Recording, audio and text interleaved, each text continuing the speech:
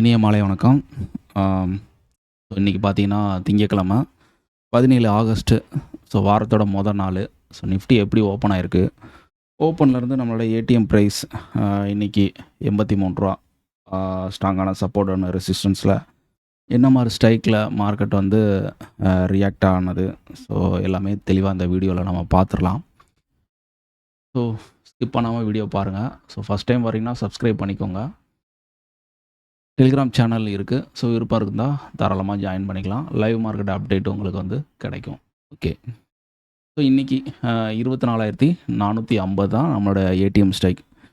இதை எப்படி சூஸ் பண்ணோம் அப்படிங்கிறத, அது மட்டும் இல்லாமல் இந்த ஸ்பாட்டுக்கான சப்போர்ட்டான ரெசிஸ்டன்ஸ் லெவல் இதெல்லாம் எப்படி எடுத்தோம் அப்படிங்கிறது புதுசாக இன்றைக்கி தான் இந்த வீடியோ பார்க்குறீங்கன்னா உங்களுக்கு புரியாது. அதனால் இந்த லெவலெல்லாம் எப்படி எடுத்தோம், ஏடிஎம் ஸ்ட்ரைக் எப்படி சூஸ் பண்ணோம், இது எல்லாமே வந்து நீங்கள் தெரிஞ்சுக்கணுன்னா என்னோடய சேனலில் புதையல் இருக்கும் வரைபடம் அப்படிங்கிற தலைப்பில் ஒரு வீடியோ இருக்கும். நீங்கள் அதை பார்த்தீங்கன்னா அதுக்கான தகவல் எல்லாம் அதில் உங்களுக்கு கிடைக்கும். ஓகே. இன்றைக்கி 24,450 ஏடிஎம் ஸ்ட்ரைக். ஏடிஎம் ப்ரைஸுங்கிறது ரூ. 83. இந்த ரூ. 83 எப்படி வந்துச்சு அப்படின்னா, 24,450 கால் ரூ. 71, புட்டு வந்து 96. இது ரெண்டையும் கூட்டி கிடைக்கிற வேல்யூவை 2ஆல் ஆவரேஜ் பண்ணி வரக்கூடிய வேல்யூ தான் இந்த ரூ. 83. ஓகே. இந்த ரூ. 83 அப்படிங்கிற ப்ரைஸ் தான் ஸ்ட்ராங்கான சப்போர்ட்டான ரெசிஸ்டன்ஸ் இடத்துல வந்து நியர்பை இருக்கிற ரவுண்ட் 50 நம்பர். நியர்பை இருக்கிற ரவுண்ட் 50 நம்பர்னால், இப்போ உதாரணத்துக்கு மார்க்கெட் இங்கேருந்து ஓப்பன் ஆயிருக்குன்னா, இங்கே என்ன லைன் போட்டிருக்கோம், டேவோட ஓப்பன் இது வந்து 24,343 இருக்கா, 24,343. ஓகே. நியர்பை ரவுண்ட் 50 அப்படின்னா 24,350. இதுக்கு பக்கத்தில் ஸ்ட்ரைக் இருக்கா. ரவுண்ட் 50 ஏன் சொல்கிறேன் அப்படின்னா, புதுசாக பார்க்குறவங்களாண்டி சொல்கிறேன், ரெகுலராக வாட்ச் பண்ணுறவங்களுக்கு தெரியும். அதுக்கான அர்த்தங்கிறது, இந்த ஸ்ட்ரைக் நிஃப்டிக்கு ஒவ்வொரு ஸ்ட்ரைக்குக்கும் 50 பாயிண்ட் கேப் இருக்கும். ஓகே. ஒரு 350னா அடுத்து 300, 250, 200, 150. அதனால் நம்ம அந்த ஸ்ட்ரைக்கை வந்து கொண்டு வரது தான் ரவுண்ட் 50 அப்படிங்கிற மாதிரி நான் சொல்கிறேன். புரியலைன்னா புரிஞ்சுக்கோங்க. ஓகே. ஓகே. இன்றைக்கி நீ ஓப்பன் 24,343 ஓப்பன். அப்போ இங்கே வந்து நம்ம 24,350 கால் அண்ட் புட் 2 ஸ்ட்ரைக்குமே வச்சு இந்த காமனாக 83 அப்படிங்கிற ப்ரைஸை அப்ளை பண்ணி பார்ப்போம். 83க்கு கீழே கால் ஆப்ஷன் இருக்குன்னா மார்க்கெட் வந்து மேலே போக வாய்ப்பு இல்லை. 83க்கு மேலே தான் புட் ஆப்ஷன் இருக்குன்னா மார்க்கெட் ஃபர்தராக கீழே போகிறதுக்கு வாய்ப்பு இருக்குது அப்படிங்கிற மாதிரி அர்த்தம். ஓகே. பார்க்கலாம். உங்களுக்கு சார்ட் வழியாகவே நான் எக்ஸ்பிளைன் பண்ணுறேன்.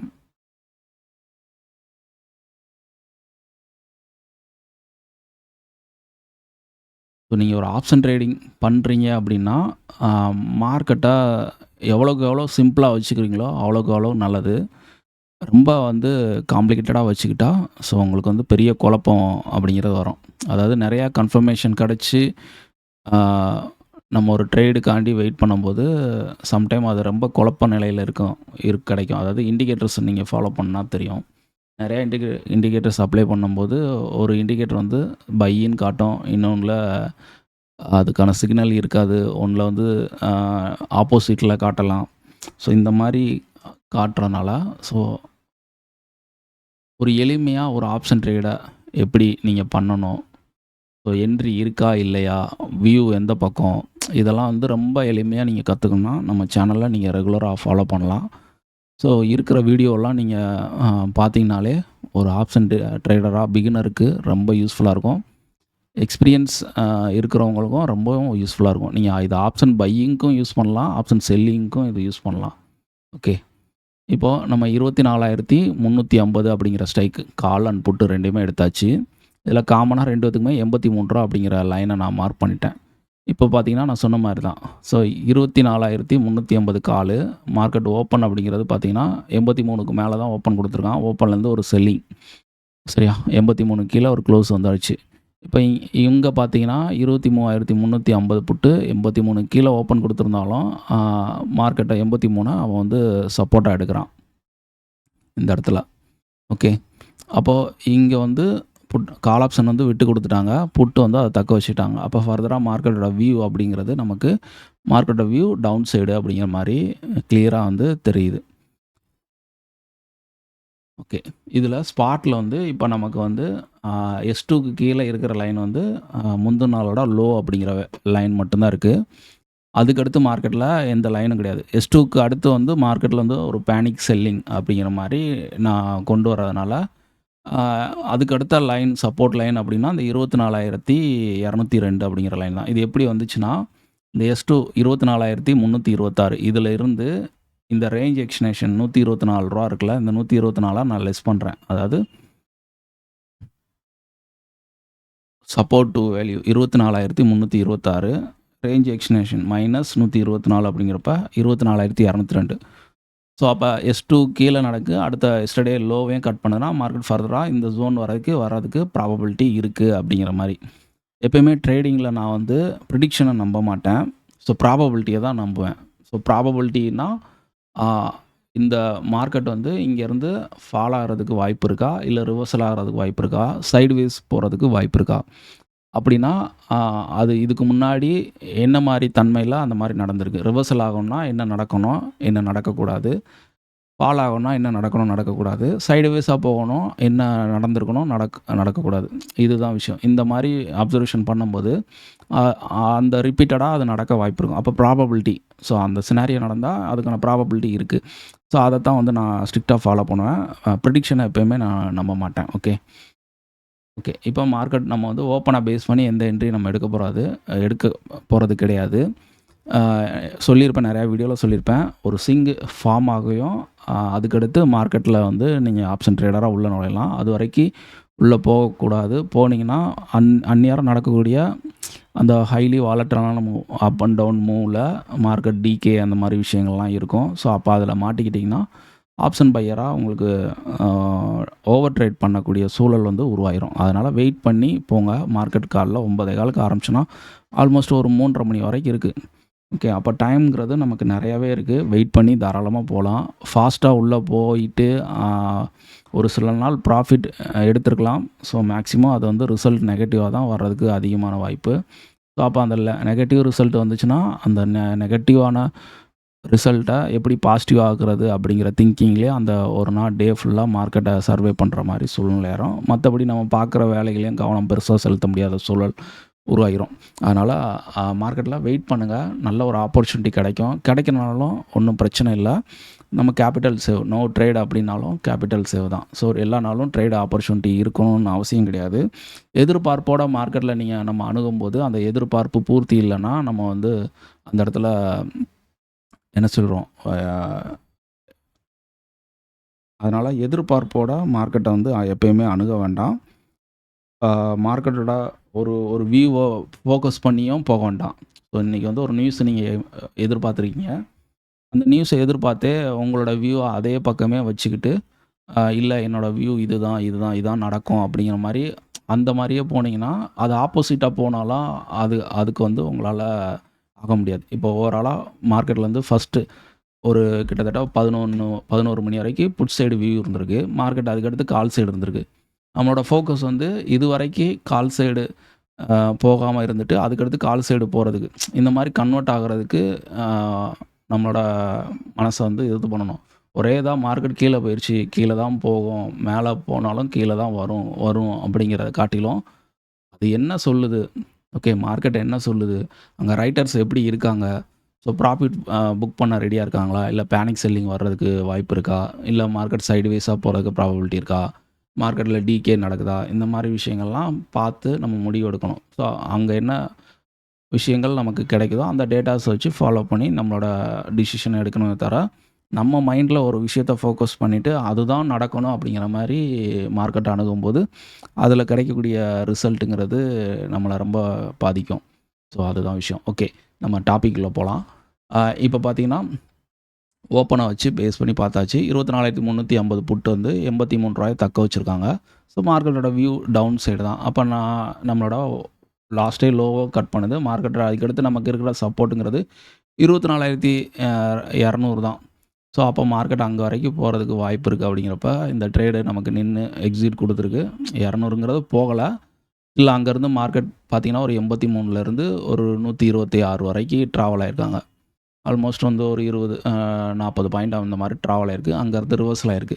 ஸோ ஏன் ரிவர்சல் ஆச்சு? அப்போ இங்கேருந்து 24,200, 250 இந்த மாதிரி கால் ஆப்ஷன் வந்து நம்ம செக் பண்ணி பார்க்கலாம். 24,250 பார்க்கலாமா? 250 250 இதுக்கும் காமனா ரூ. 83 நம்ம அப்ளை பண்ணிடலாம். 250 விட்டு கொடுத்துருக்காங்க. 200 பார்க்கலாம். 283க்கு மேலே இருந்து ஓகே 200 வந்து 83க்கு மேலே இருக்குது. 200 விட்டு கொடுத்துருக்கு. இங்கே வந்து நம்ம புட் சைடில் என்ன பார்க்கணும்னா 250 ஓகே 24,250 புட்டு வந்து ரூ. 83 கீழே தான் இருக்கணும். இருந்துட்டா ரூ. 83 கீழே தான் இருக்காங்க. ஓகே அதே மாதிரி 350ம் 83க்கு கீழே சாரி 300 புட்டும் வந்து 83 கீழே இருந்துட்டா மார்க்கெட் வந்து புட் சைடு வீக்காக இருக்குன்னு அர்த்தம். ஓகே இங்கே வந்து பார்த்தீங்கன்னா ரூ. 83 மல்டிபிள் டைம் ரெசிஸ்டன்ஸாக இருந்திருக்கு இந்த இடத்துல. ரூ. 83 அப்படிங்கிறது எத்தனை மல்டிபிள் டைம் ரெசிஸ்டன்ஸாக இருந்திருக்கு. மார்க்கெட் அப்போ 300 புட்டே மார்க்கெட் வந்து 300க்கு கீழே இருக்குது. கிட்டத்தட்ட டேவோட லோ வந்து ஒரு 230 வரைக்கும் வந்திருக்காங்க. அப்போ இங்கே 300 புட்டே 83க்கு மேலே இல்லைன்னா மார்க்கெட் ஃபர்தராக கீழே போகிறதுக்கு வாய்ப்பு இல்லை. ஸோ இங்கேருந்து சைடுவேஸாக போகணும். அப்படி இல்லைன்னா கால் செலரோட ப்ராஃபிட் புக்கிங் நடக்கும் பட்சத்தில் மார்க்கெட் இங்கேருந்து ரிவர்சல் ஆக வாய்ப்பு இருக்குது அப்படிங்கிறது தான் விஷயம். ஓகே அப்போ நம்ம இந்த இடத்துல என்ன பண்ணோம், இதுக்கு மேலேயே மார்க்கெட் கீழே இறங்கும் அப்படிங்கிற டிசிஷனில் இருந்துட்டு சைடுவேஸாக போகலாம், இல்லைனா மார்க்கெட் ரிவர்ஸ்லாம் அப்படிங்கிறத திங்கிங்கில் நம்ம கால் சைடு நம்மளோட வியூவை மாற்றிக்கலாம். ஒரு இதுதான் விஷயம். ஸோ அப்படி மாற்றும் போது நமக்கு பார்த்திங்கன்னா கிளியராக ஒரு ரிவர்சல் கிடச்சிருக்கு. அப்போ நமக்கு கன்ஃபர்மேஷன் எங்கே கிடைக்கி, இங்கே 24, 200, 250, 300 இவங்க புட்டு எல்லாமே 83 கீழே தான் இருக்காங்க. ஆனால் நிஃப்டி ஸ்பாட் வந்து 24,230 வரைக்கும் ட்ரேட் நடந்திருக்கு. அப்போ புட்டோட ஸ்ட்ரென்த்து கம்மியாக இருக்குது. அப்போ கால் வந்து ப்ராஃபிட் புக்காக பண்ண ஆரம்பிச்சாச்சுன்னா ஸோ மார்க்கெட் ஃபர்தராக மேலே தான் போகணும் அப்படிங்கிற கட்டாயம் அங்கே உருவாகிடுது.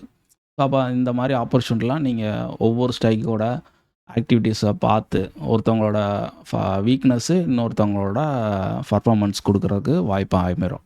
ஸோ தொடர்ந்து இந்த மாதிரி அப்சர்வேஷன் பண்ணிங்கன்னா நிறையா விஷயங்கள் உங்களுக்கு கிடைக்கும். அப்போ ஒரு ஓவர் ட்ரேட் பண்ணுறதை அவாய்ட் பண்ணிட முடியும். சரியான ஆப்பர்ச்சுனிட்டியை மட்டும் ட்ரேட் பண்ணலாம். அப்படியே இல்லைனாலும் ஒரு மினிமம் லாஸில் எக்ஸிட் பண்ணிடலாம். காஸ்ட்டோ மினிமம் லாஸோ. ஸோ அப்புறம் நேக்கடாக ஒரு கேண்டில் பேஸ் பண்ணியோ, ஒரு டிராயிங்கை பேஸ் பண்ணியோ, இல்லை ஒரு இண்டிகேட்டரை பேஸ் பண்ணியோ என்ட்ரி எடுக்கும்போது உங்களுக்கு வந்து பெரிய அளவில் உங்களோட ட்ரேடிங் வின்னிங் ப்ராபபிலிட்டி இருந்திருக்க வாய்ப்பு இல்லை. ஸோ இனி இந்த மெத்தடை நீங்கள் ஃபாலோ பண்ணும்போது உங்களுக்கு வந்து வெயிட் பண்ணி பொறுமையாக என்ட்ரி எடுக்கிறதுக்கான ஆப்பர்ச்சுனிட்டி இருக்கும். வேலிடான என்ட்ரியை பிக் பண்ண முடியும். அப்சர்வேஷன் ஸ்கில் உங்களுக்கு வந்து டெவலப் ஆகும். ஸோ அப்போ உங்களுக்கு வந்து ஒரு பாசிட்டிவிட்டி அப்படிங்கிற விஷயம் வந்து உங்களுக்கு வரும். ஸோ அப்போ சரியான தப்பான என்ட்ரி எடுக்கிறீங்களோ இல்லையோ அப்படியே எடுத்தால் கூட மினிமம் லாஸில் எக்ஸிட் பண்ணிட முடியும். ஸோ நிறையா பேர் என்ட்ரி எடுத்துகிட்டு மார்க்கெட்டோட வியூ இன்னும் போகும்ன்ட்டு கீழே வர ஆவரேஜ் பண்ணி அந்த லாஸை பெரிய அளவில் கொண்டு போவாங்க. அதே மாதிரி ப்ராஃபிட்டை வந்து பெரிய ப்ராஃபிட் புக் பண்ண மாட்டாங்க. இப்போ கண்ணில் பார்த்தா சின்ன சின்ன ப்ராஃபிட்டை மட்டும் புக் பண்ணுற மாதிரி இருக்கும். அது ஏன் அப்படின்னா அவங்களோட அப்சர்வேஷன் வந்து என்ட்ரியில் மட்டும்தான் இருக்குது, கிடைக்கக்கூடிய ப்ராஃபிட்டில் தான் இருக்குது. ஸோ மார்க்கெட் இங்கேருந்து என்ட்ரி எடுத்தது ஸோ இவ்வளோ தூரம் ட்ராவல் ஆகும் அப்படிங்கிற விஷயம் வந்து அவங்களால நம்ப முடியல. அப்படிங்கிறது எங்கன்னா ஒரு தொடர்ந்து அந்த பார்த்து பழக்கம் இல்லாதனால இவ்வளோ தூரம் போகுமா அப்படிங்கிற கேள்வி தான் இருக்குமே தவிர போகும் அப்படிங்கிற பதில் நம்பிக்கை எங்கேருந்து வரும்னா அவங்களோட தொடர் அப்சர்வேஷன் பண்ணும்போது தான் அது வரும். ஓகே அதனால தான் சொல்கிறேன், நீங்கள் வந்து உங்கள் மேலே வைக்கிற அந்த நம்பிக்கையை ஆழமாக வைங்க. இன்னொரு விஷயத்து மேலேயோ இண்டிகேட்டர் மேலேயோ டெக்னிக்கல் மேலே பெருசாக உங்களோட இதை வைக்கும்போது அது வழியாக உங்களுக்கு வந்து பெரிய அளவில் நம்பிக்கைங்கிறது வராது. நீங்கள் மார்க்கெட்டை நீங்கள் ஃபோக்கஸ் பண்ணி பாருங்கள். பார்த்து உங்களோட முடிவை நீங்கள் டிசிஷனாக எடுக்கும்போது தான் உங்களுக்கு வந்து ரிசல்ட்டுங்கிறது நல்லா கிடைக்கும். ஓகே ஸோ ரெகுலராக நம்ம சேனலை ஃபாலோ பண்ணுங்கள். ட்ரேடிங் ரிலேட்டடான ஃப்ரெண்ட்ஸ் சர்க்கிளுக்கு நம்மளோட சேனலை ரெஃபர் பண்ணுங்கள். ஓகே. நாளைக்கு மார்க்கெட்டில் பார்த்தீங்கன்னா ஏடிஎம் ஸ்ட்ரைக் இன்றைக்கி மணி என்ன ஒரு 7லேருந்து 8 மணிக்குள்ளே என்எஸ்சி வெப்சைட்டில் வந்து அப்டேட் ஆகும் டேட்டா. ஸோ அதுக்கு அடுத்து தான் நம்ம அங்கே பார்க்க முடியும். இப்போ டேட்டா அப்டேட் ஆயிருக்கான்னு ஜஸ்ட் நம்ம பார்க்கலாம். இப்போ நிஃப்டி வந்து 24,287ல் க்ளோஸ் ஆகிருக்கு. ஓகே. அப்போ நம்ம 24,300 250 இந்த மாதிரி ஸ்ட்ரைக்கில் போயிட்டு நம்ம பார்க்கலாம். செட்டில்மெண்ட் வந்ததும் தான் நமக்கு க்ளோசிங் அப்டேட்டு கிடைக்கும்.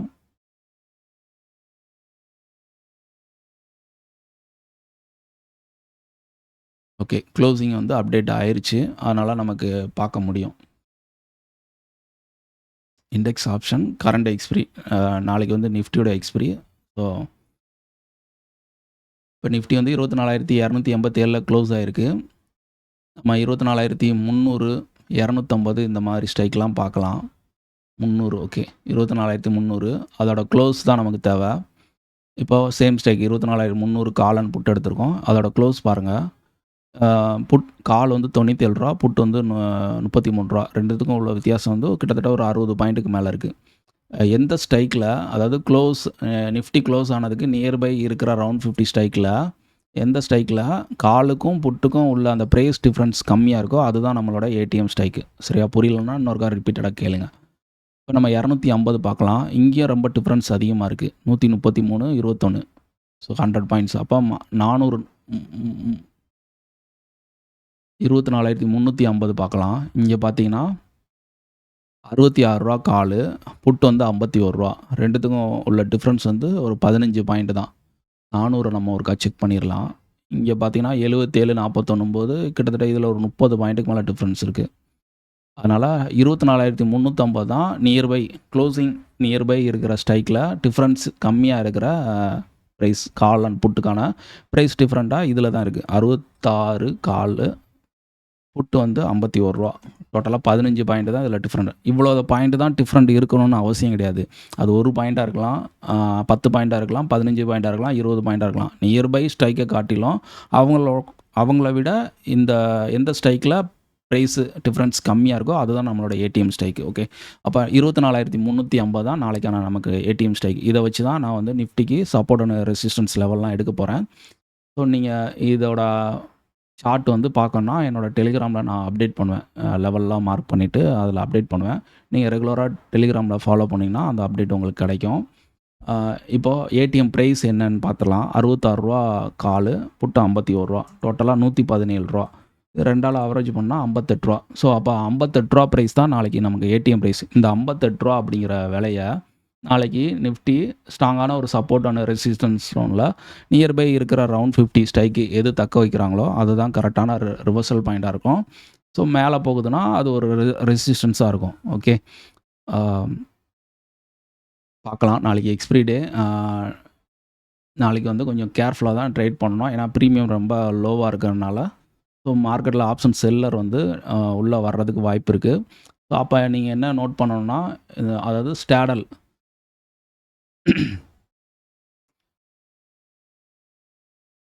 ஒரு சின்ன விஷயம் மட்டும் பார்த்துடலாம். இப்போ பார்த்தீங்கன்னா இந்த மாதிரி same price 24,300 call and put 2 strike இருக்குல்ல, இந்த மாதிரி இருந்தால் ஸ்டார்ட் ஸ்டாடல்னு அர்த்தம். இந்த மாதிரி நாளைக்கு இருக்குது. நாளைக்கு மார்க்கெட்டில் வந்து ஃபஸ்ட்டு ஓப்பன் ஆகி ஒரு கால் நேரத்துக்குள்ளே நீங்கள் என்னென்ன விஷயங்கள் செக் பண்ணணும்னு சொல்கிறேன். இந்த மாதிரி டேபிளில் மார்க்கெட் ஓப்பன் எங்கே கொடுக்குன்னு தெரியாது. ஸோ அது காலையில் தான் தெரியும். ஓப்பன் ஆனதுக்கப்புறம் இந்த ஸ்ட்ரைக்கு தான் இருக்கணும்னு நான் சொல்லலை. சேம் ஸ்ட்ரைக் இருக்கக்கூடாது. உதாரணத்துக்கு 24,400 கால் அண்ட் புட்டு இருக்குது அப்படின்னா ஓகே. இல்லைனா 24,300 இந்த மாதிரி இருக்குது. இல்லாட்டி 24,200 கால் புட்டு இருக்குது. இந்த மாதிரி சேம் ஸ்ட்ரைக்கு டாப்பில் டேபிளில் இருக்கக்கூடாது. ஸோ அப்படி இருந்தால் ஆப்ஷன் செல்லர் கண்ட்ரோலில் இருக்குதுன்னு அர்த்தம். அது மட்டும் இல்லாமல் ஏடிஎம் இப்போ பார்த்தீங்கன்னா நமக்கு 58 ஏடிஎம் மீட்டிங் இருக்கா. ஸோ இந்த ஏடிஎம் மீட்டிங்கிறது காலையில் மார்க்கெட் ஓப்பன் ஆகி ஒரு கால் மணி நேரம் கழித்து செக் பண்ணி பாருங்கள். எந்த ஸ்ட்ரைக்கு இருக்கோ இப்போ வந்து 24,300 இந்த இடத்துல இருக்குது. இந்த ஸ்ட்ரைக்கு தான் இருக்கணும்னு அவசியம் இல்லை. எந்த ஸ்ட்ரைக்னாலும் இருக்கலாம். அந்த ஸ்ட்ரைக்கில் கால் அண்ட் புட்டு 2 கூட்டி ஆவரேஜ் பண்ணி பாருங்கள். இந்த 58ங்கிறது இருந்துச்சுன்னா மார்க்கெட்டில் வந்து ஒரு டைரக்ஷனில் மூவ் வர்றதுக்கு வாய்ப்பு இருக்கும்.